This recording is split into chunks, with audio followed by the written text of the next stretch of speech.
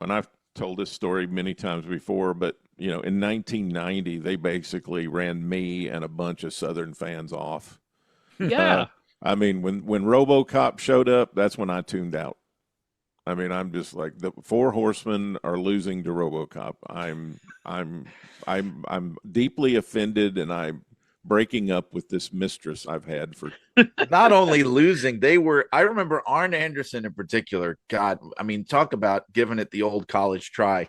He was terrified of RoboCop. I remember on Yeah. television, he acted like RoboCop was the worst threat that the Four Horsemen had ever faced, and he sold it like $1 million. I mean, in 1992, I had been a wrestling fan for 20 years at that point. Yeah, And here are the coolest dudes to come along in a faction in the Four Horsemen in the mid 80s. And they're running and terrified from RoboCop. I just couldn't. I'm like, you and me, we're breaking up. I can't do it.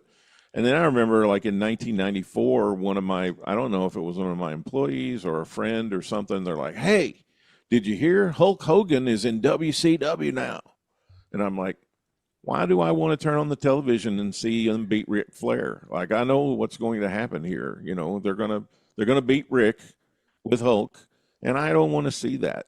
And so until the NWO came along, I was kind of out of it. I just kind of broke up with my mistress. I didn't, but as all true loves happen, I went back to it, and she came back to me, but in a different form.